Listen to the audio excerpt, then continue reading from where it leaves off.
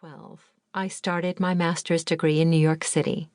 I was 23, just a bit younger than my grandmother had been back then.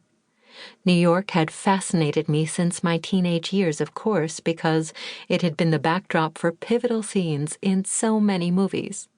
Here, Woody Allen had been funny in a way I had long enjoyed. Here, shy Spider-Man saved people from all sorts of villains. Here, despite all adversities, the heroes of the rom-coms I adored invariably found each other. With its various neighborhoods, cultures, and broad range of possibilities, the city was so visibly diverse that I was convinced I could make a place for myself here.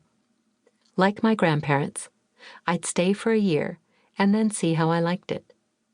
Within the first few weeks of my arrival, though, I realized I was often misunderstood when I told people where I came from, especially when talking to local Jews.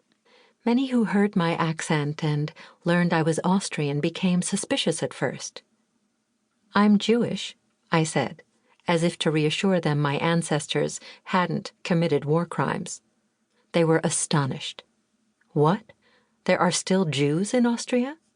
Had my grandparents migrated from the Soviet Union after the war? No, I explained. My grandparents are Holocaust survivors who remained in their birthplace Vienna after the war. This was met with even more incomprehension. How could they live in a country where they'd been treated so terribly? Every now and then people's reactions sounded reproachful, as if my grandparents had lacked the pride or courage to leave Austria. Many stayed for financial reasons, somebody once explained to me with a condescending tone. I had never made a big deal about my homeland. Like every member of a minority probably does, I often felt ignored.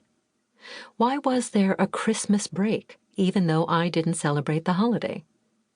I didn't feel particularly Austrian. Still, it made me angry that my grandparents' decisions were being called into question.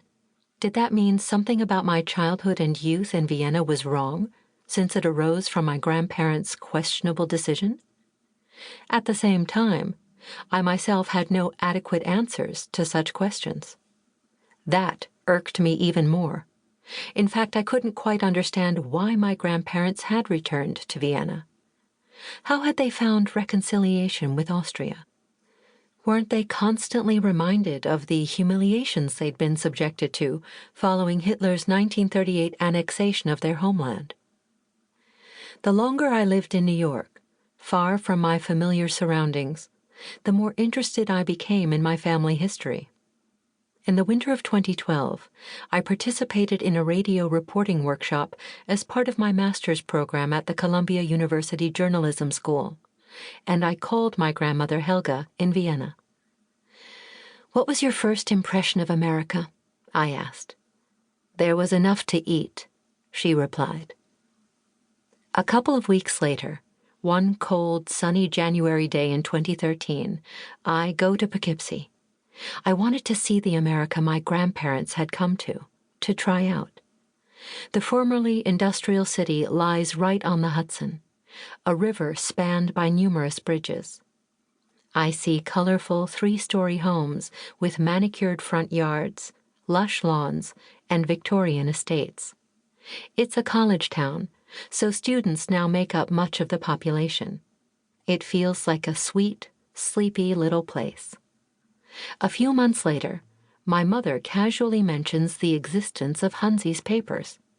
Her father, my grandfather, died in 1996 when I was 7. I remember his black hair and bushy eyebrows. He kept his reading glasses on a strap around his neck, so they often lay on his stomach. Helga always found his belly too big, but he affectionately referred to it as his Backhändelfriedhof, a cemetery for classic Viennese fried chicken. When he was listening or deep in thought, he'd put his thumb and forefinger beside his nostrils and trace the wrinkles to the left and right of his upper lip, down around the corners of his mouth, until his fingers met again at his chin. I was sure that he'd inflicted the 2 furrows on himself with that tick. I find over 100 different text files in the folder my mother sends me. Hansi.